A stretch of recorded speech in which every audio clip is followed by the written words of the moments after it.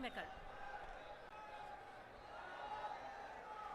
राजस्थान सरकार के पूर्व मुख्यमंत्री आदरणीय अशोक जी गहलोत साहब, प्रदेश कांग्रेस कमेटी के अध्यक्ष और मेरे पिता से बड़े नज़दीकी संबंध रहे उनके, जब वो पहली बार एमएलए जीत कर आए थे 2000 में, गोविंद सिंह जी डोटासरा साहब, प्रतिपक्ष के नेता व पूर्व मंत्री टीकाराम जी जूली जी, जिन्होंने अपनी छाप एक मंत्री के रूप में विधानसभा के अंदर छोड़ी, और अभी उनका आप प्रतिपक्ष के रूप में जलवा देखते हैं कि कांग्रेस की बात किस तरीके से सदन में रखते हैं। लोकसभा के उम्मीदवार जोधपुर से करण सिंह जी उचियाड़ा साहब, आपके यहाँ पे महेंद्र चौधरी जी, पूर्व विधायक कृष्णाराम जी विश्नोई, सुनील परिहार जी, पूर्व विधायक महेंद्र जी विश्नोई, जसवंत जी कछावा, पूर्व मंत्री साले मोहम्मद जी, पूर्व मंत्री राजेंद्र सोलंकी जी, पूर्व विधायक मनीषा पवार जी, पूर्व विधायक हीरालाल जी मेघवाल, और सम्मानित मंच, इस सभा में विराजमान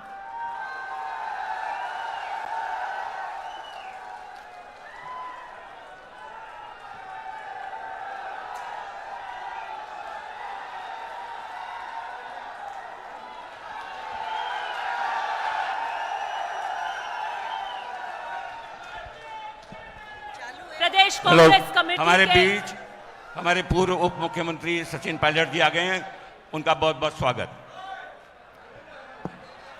प्रदेश कांग्रेस कमेटी के पूर्व अध्यक्ष व महासचिव कांग्रेस सचिन पायलट जी, वह सभा में विराजमान पितातुल्य बुजुर्गगण, युवा साथियों, माताओं और बहनों, जिस भारी संख्या, जोश और उत्साह के साथ आज की यह भीड़ बता रही है कि जोधपुर लोकसभा के अंदर सूरज अब कहां से उगने वाला है।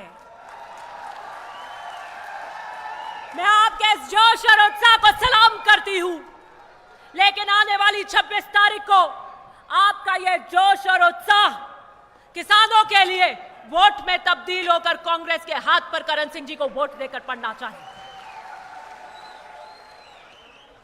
5 साल के कांग्रेस के इस कार्यकाल के अंदर मैं गर्व से यह बात कह सकती हूं, एक विधायक के रूप में, जब मैंने 5 साल काम किया तो यह किसानों का राज था, यह गरीब का राज था, यह आम का व्यक्ति का राज था, यह पिछड़े का राज था, यह महिलाओं का राज था। और अब क्या हो रहा है? ग्रामीण परिवेश के लोग आए हुए हैं, क्या हालत किसानों की 4 महीनों में हो गई है। थाना अधिकारी 4-4 जीप की फोर्स लेकर एक गरीब किसान के ट्रांसफार्मर उतारते हैं। क्या हालत बदले की राजनीति के साथ में किसान की, गरीब की करी जा रही है। थाना अधिकारी का क्या काम होता है? लॉ एंड ऑर्डर, कानून व्यवस्था को बनाए रखने का। थाना अधिकारियों के यह काम नहीं है कि नेताओं के इशारों पर बदले की राजनीति से गरीब किसान की खेती जल जाए, उन ट्रांसफार्मरों को उतार कर लेकर आए।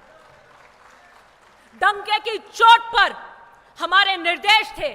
विजिलेंस की बात हुई तो मैंने मुख्यमंत्री जी से टाइम लिया और मैंने व्यक्तिगत रूप से उनसे मिलकर कहा कि विजिलेंस 5 साल के राज के अंदर, किसानों के अंदर, घरों में 5 साल कांग्रेस के राज में नहीं होनी चाहिए। और मुख्यमंत्री जी ने हाथों हाथ एमडी को फोन करके कहा कि there will be no vigilance, कोई विजिलेंस नहीं होगी 5 साल। और 5 साल जोधपुर के अंदर कोई प्रकार की विजिलेंस नहीं हुई।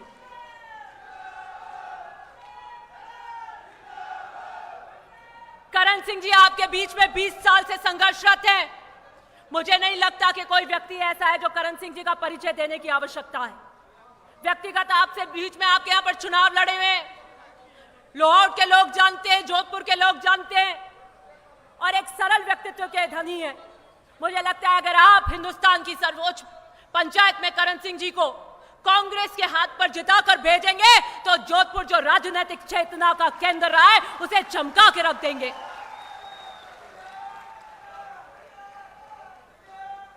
आपका वोट तराजू में तोल कर दीजिएगा।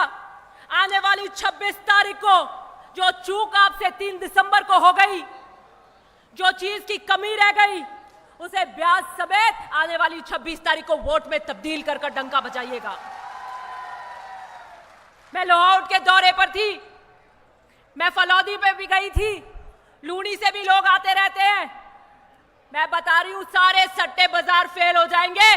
जोधपुर की सीट आपकी आने वाली है, मैं आप लिख के ले लीजिए। हर वर्ग के अंदर आक्रोश है, हर वर्ग कांग्रेस को वोट देना चाहता है। और गांवों में मैं जटे भी जावा के शाह मैं तो हमें धमीड़ा खावा कहीं करा चोट उगी जकी उगी बट हमें कांग्रेस ने 26 तारीख ने वोट देन जिताम। आने वाली 26 तारीख ने ते हटके जोरू वोट दीजो मशीना मत भांग दीजो वोटिंग स्लो हो जाए। यही आपसे उम्मीद करती हूं कि कांग्रेस के लिए जोधपुर की साख रखने के लिए आप अपने हितों के लिए गरीब के लिए आने वाली 26 तारीख को वोट करेंगे। बहुत बहुत धन्यवाद।